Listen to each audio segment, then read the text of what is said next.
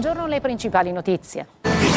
Si ferma lo sciopero degli autotrasportatori siciliani. Non è bastato l'incontro con il governatore Schifani e il presidente dell'ARS Galvagno. Vogliamo risposte dal governo nazionale, dicono. A Catania, blitz della Guardia di Finanza, Palagonia, 3 arresti, sequestrati 10 kg di hashish. Una bomba Molotov per intimidire un rivale in amore. I carabinieri arrestano 2 ventenni a Palagonia. Eseguite le autopsie sui 2 operai morti in via Maturana a Palermo. L'arcivescovo Lorefice dice il Dio profitto produce morte. A Catania, a San Cristoforo, sequestrati 11 kg di droga nascosti in un palazzo disabitato. Arrestati zio e nipote che gestivano il giro di spaccio.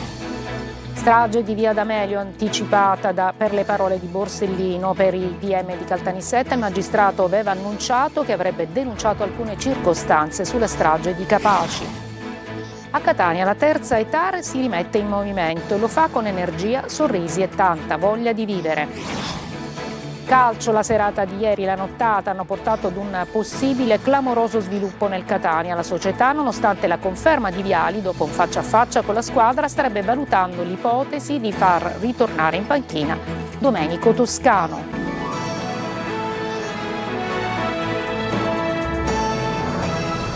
Buongiorno, eccoci, benvenute e benvenuti. Non si ferma lo sciopero degli autotrasportatori siciliani. Non è bastato l'incontro con i presidenti Galvagno e Schifani e dicono vogliamo risposte dal governo. Sentiamo il Marco Gullà. I supermercati hanno un'autonomia di 3-4 giorni, dopo se non sarà trovata una soluzione gli scaffali resteranno vuoti. Il segretario del Comitato Trasportatori Siciliani, Salvatore Bella, non usa giri di parole, rimarremo a casa a oltranza sino a quando non ci saranno date delle risposte. Il riferimento è al fermo indetto dal Comitato, è scattato la scorsa notte, 5 giorni di serrata che interesseranno le attività di tutti i porti commerciali della Sicilia. Oggi pomeriggio a Palermo una delegazione di autotrasportatori ha incontrato il presidente della regione Renato Schifani. Il governo regionale ha predisposto un emendamento da 25 milioni di euro con l'obiettivo di fronteggiare la grave crisi economica che sta colpendo diversi comparti produttivi dell'isola, una misura che però non ferma lo sciopero degli autotrasportatori. Il 90% delle imprese che fanno intermodalità da stamattina è ferma nei principali porti dell'isola. Ci rimarremo per 5 giorni e, come abbiamo assicurato alle prefetture, non faremo blocchi stradali né presidi stradali, ma rimarremo nei nostri piazzali, non movimentando i semirimorchi in entrata e in uscita dai porti. L'obiettivo è chiaro, non rifornire le GDO fino a quando non arriveranno impegni formali dal governo. Con i costi che ci sono sia del carburante ma un po' di tutto il settore lavorativo, non solo il carburante, le navi, i servizi, tutto quello che ruota attorno ai camion. Nei prossimi giorni potrebbe arrivare la convocazione al MIT. Detenzione di droga e possesso illegale di armi, 3 arresti a Palagonia della Guardia di Finanza di Catania. Nel primo intervento i militari hanno intercettato un pacco sospetto consegnato con il Corriere all'interno, oltre 10 kg di hashish, fermati un 18enne che aveva ritirato il plico e un 52enne con precedenti a bordo di un'auto risultata rubata qualche giorno prima. A Gran Michele, in una seconda operazione, durante una perquisizione domiciliare è stata trovata una pistola semiautomatica con munizioni nella disponibilità di un pregiudicato del posto. Veniamo anche a un'altra vicenda giudiziaria, una bomba Molotov per intimidire un rivale in amore. I carabinieri arrestano così 2 ventenni a Palagonia. Siamo sempre nel catanese. Luca Ciliberti. Doveva essere un avvertimento che non avrebbe più dovuto dimenticare.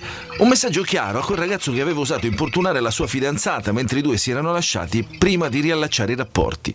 Tutto è accaduto a Palagonia lo scorso 19 marzo, quando 20 minuti prima della mezzanotte gli abitanti di via Pietro Novelli e quelle delle vie limitrofe sono stati risvegliati da una fortissima esplosione.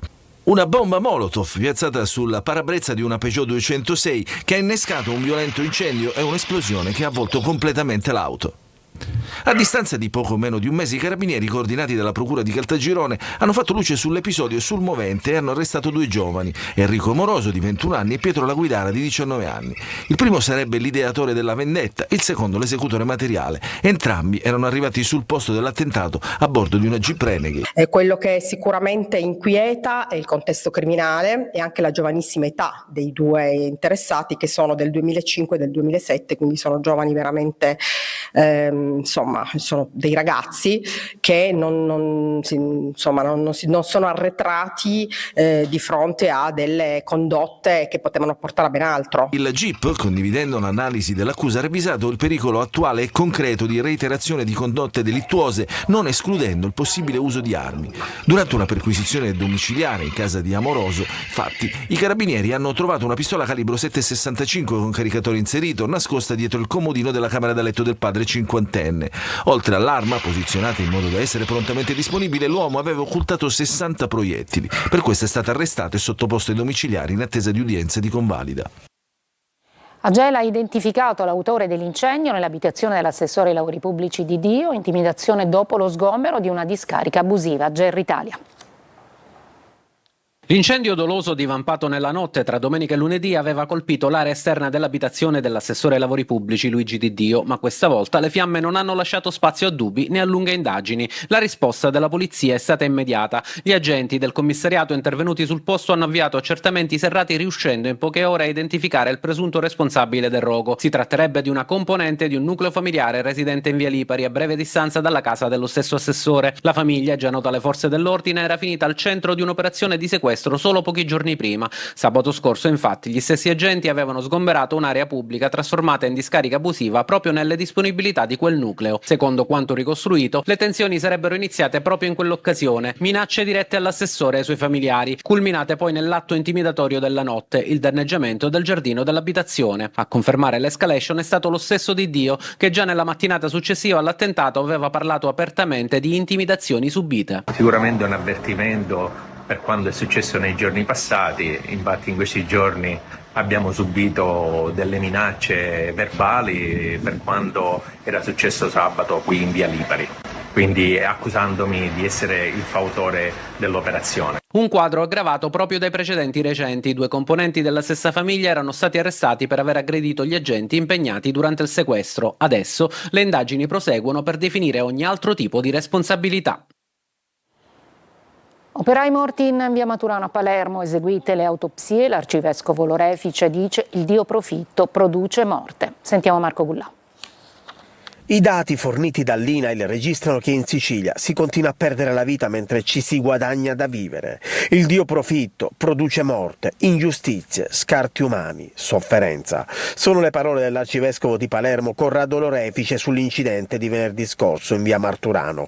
I 2 operai, Najai Jaledin, tunisino di 41 anni, e Dani Luc Tiberi, romeno 51, stando all'esito dell'autopsia, sono morti per il forte impatto dello sbalzo dal cestello per il cedimento del braccio della gru, facendo un volo di circa 30 metri. Secondo la prima ricostruzione della squadra mobile, i 2 stavano lavorando sulla ristrutturazione del balcone all'ultimo piano di questo palazzo.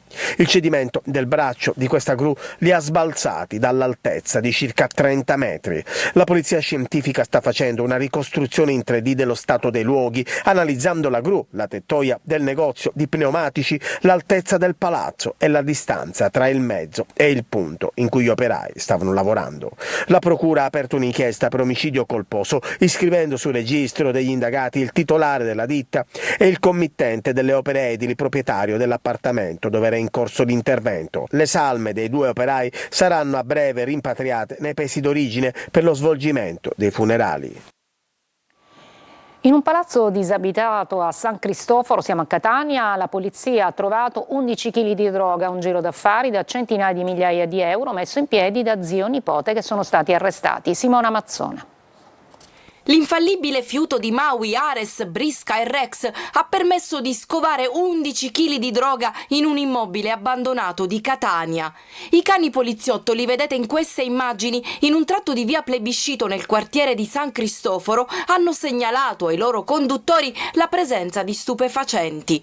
Così i poliziotti hanno subito avviato una verifica nel punto indicato, recuperando la droga nella struttura che, seppur abbandonata, veniva utilizzata per nascondere lo stupefacente da un 40enne catanese che abita di fronte.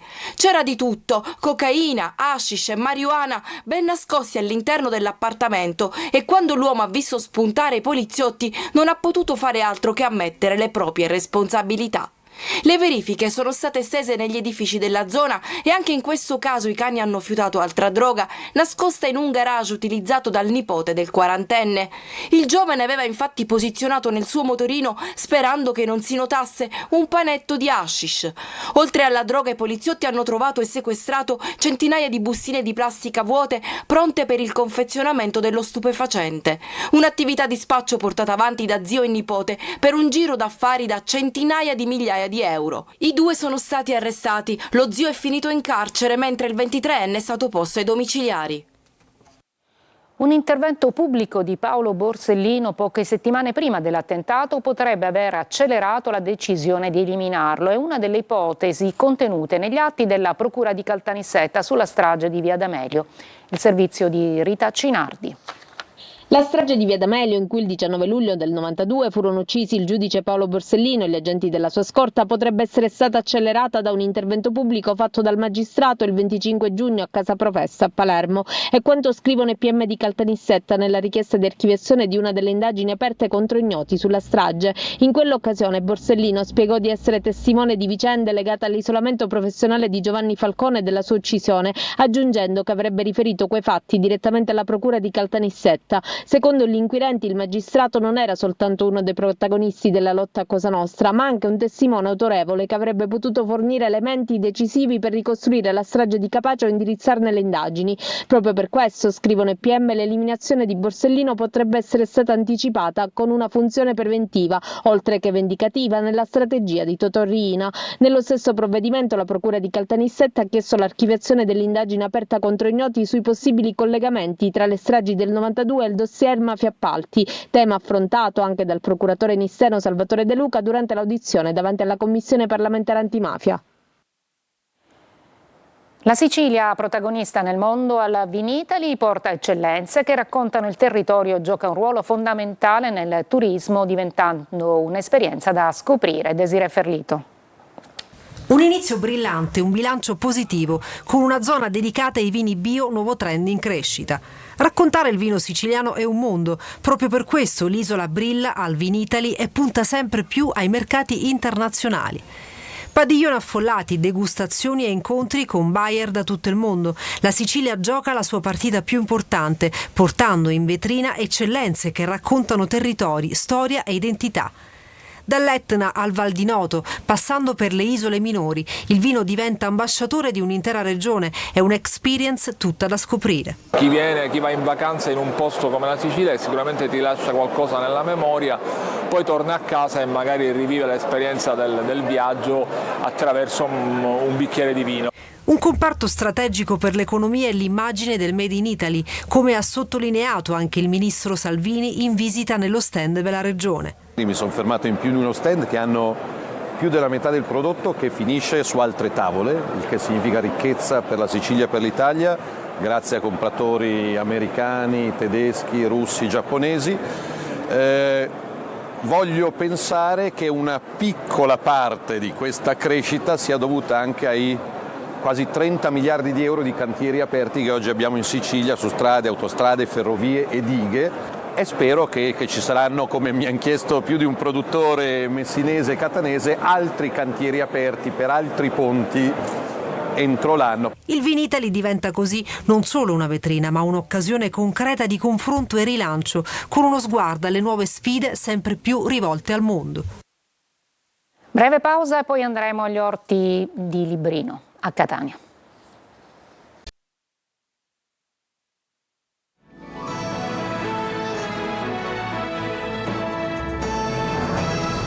Dopo 2 anni di attesa, tra meno di un mese arriverà l'acqua per far rinascere gli orti sociali di Librino a Catania. Tonino De Mana.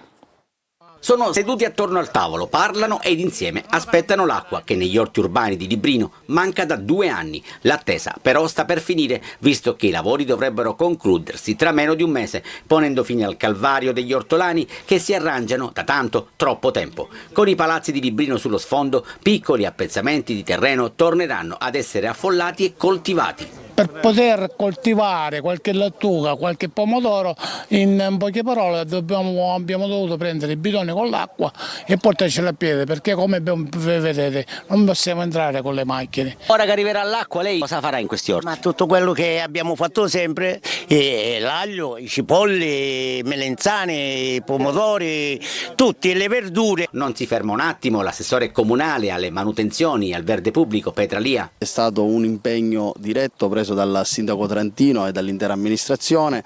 Da qualche mese ci lavoriamo in maniera intensa per trovare delle risorse, abbiamo trovato delle soluzioni all'interno delle stesse casse comunali. Tra poco arriverà fiducia e acqua. Tempi?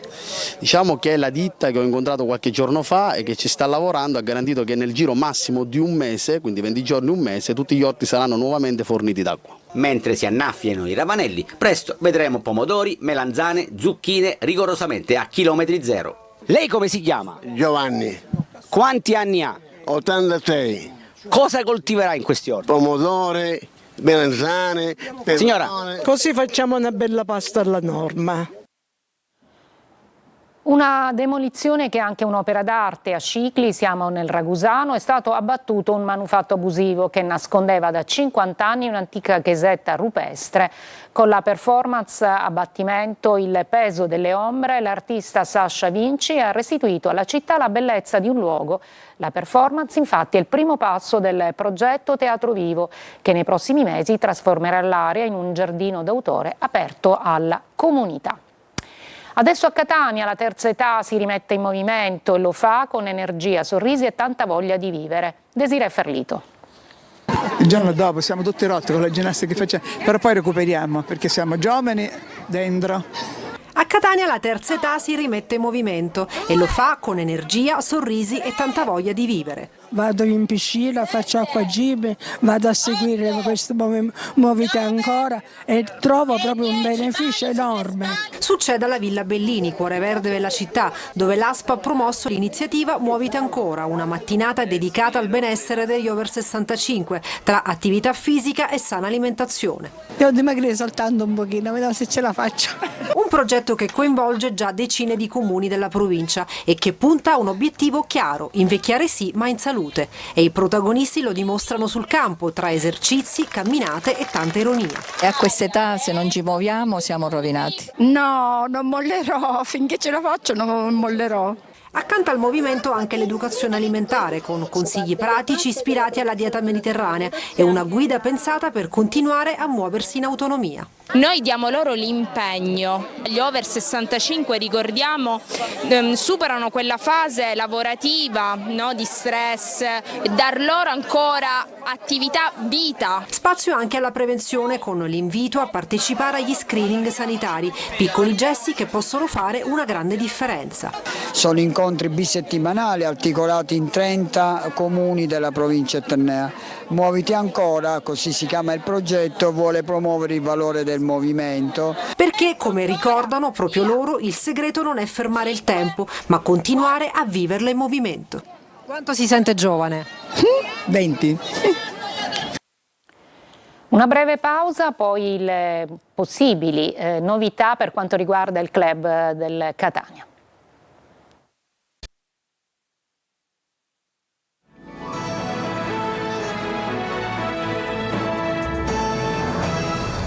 La serata di ieri e la nottata trascorsa hanno portato ad un possibile clamoroso sviluppo nel Catania. La società, nonostante la conferma di Viali, dopo un faccia a faccia con la squadra, starebbe valutando l'ipotesi di far tornare in panchina Domenico Toscano. Francesco Triolo. In casa Catania si apre a sorpresa la pista che potrebbe portare ad un clamoroso ribaltone e al ritorno di Domenico Toscano in panchina.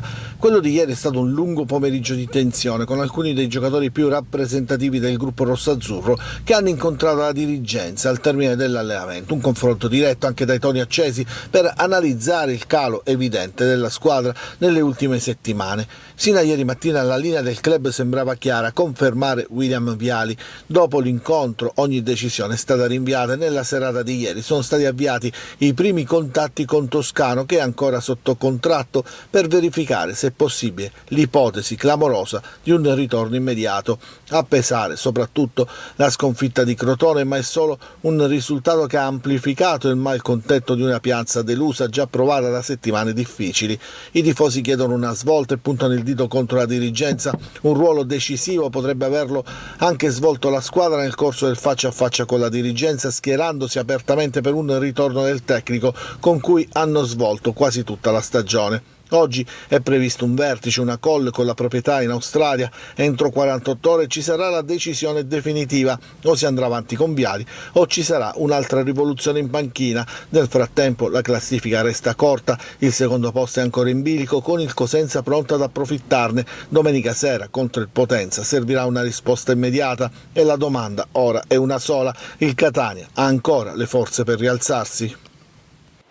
Dopo il Pala d'Aidone, tempio del basket, ora arriva lo sfratto anche dello stadio provinciale per l'altra società del patron Valerio Antonini, quella del Trapani Calcio. Questo arriva ad un passo dalla matematica retrocessione in D a causa per le tante penalizzazioni.